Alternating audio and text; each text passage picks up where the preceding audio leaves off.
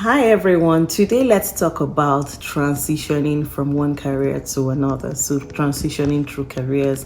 Now, for some people, you're transitioning because you studied something else in school, in your BSc, and you want to do something else after school. For other people, it's because you don't like what or not like you don't even like what you're doing currently, but maybe you found out new opportunities and you would like to pursue those opportunities. Whatever reason you have to transition from one career to another, the important thing to note is that it is possible. The first thing you need to do is to clarify your new career goal. What do you want to do? Once you have identified that, the next thing you need to do is to assess what your transferable skills are. So what are your transferable skills? You need to document those into your resume. You need to show that you have these skills, even though it's coming from your previous role, but then it is still useful in your new skill. So when you do that assessment, make sure you really think about things that you can transfer from your previous role to the new career roles that you are considering.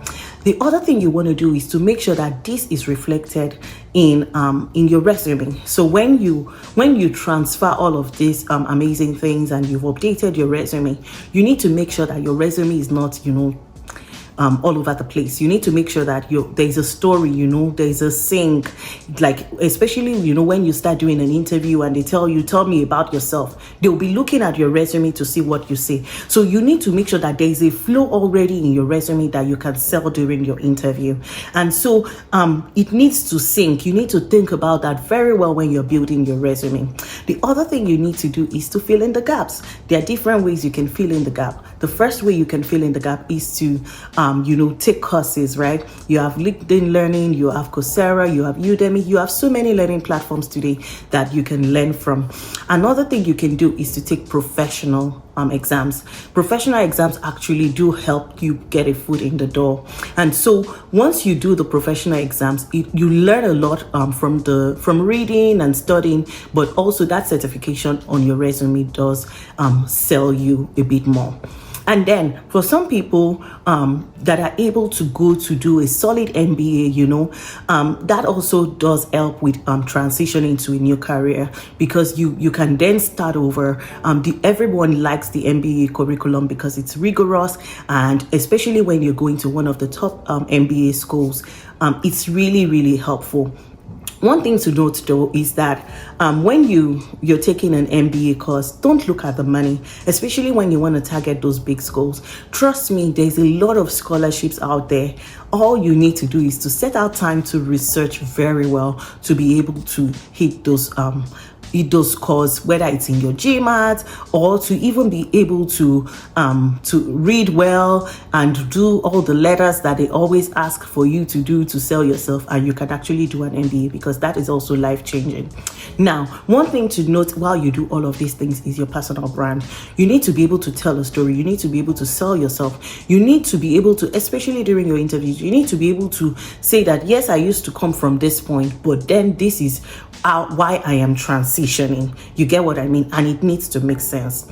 Now, for some people that are transitioning, they're transitioning into tech. And so I thought to do a piece on, transitioning into tech. Why do people transition into tech? One is because tech is very innovative.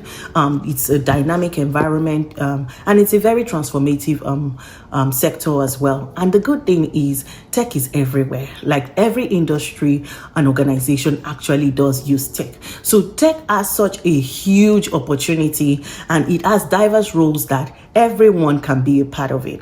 And so what do you want to make sure you do? You want to make sure that you research on what are the different roles in tech. There's so many roles in tech, and then you want to look for how you fit into the entire tech landscape. So how do I fit in? What kind of role do I think I can do? And then this requires reading up on what these different roles are and how you fit in the larger organization when it comes to the IT space.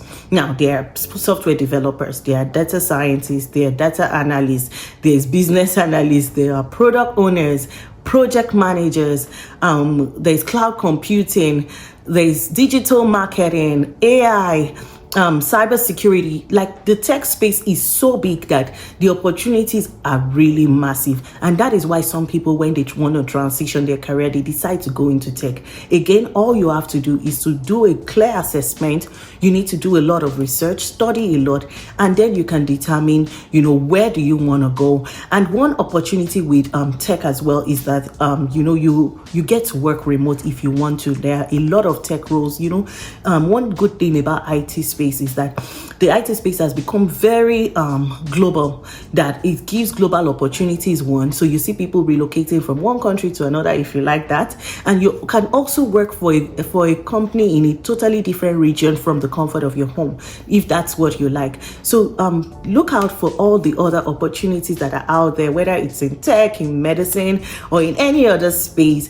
And if you would like to transition from the career that you're doing right now to another career, I believe if you follow all the steps, you will be successful in your career transition. I mean, within 1 or 2 years maximum, you should be able to actually transition to a new career, depending on the career, of course, that you're moving into. I hope this video has helped you. Have a great day.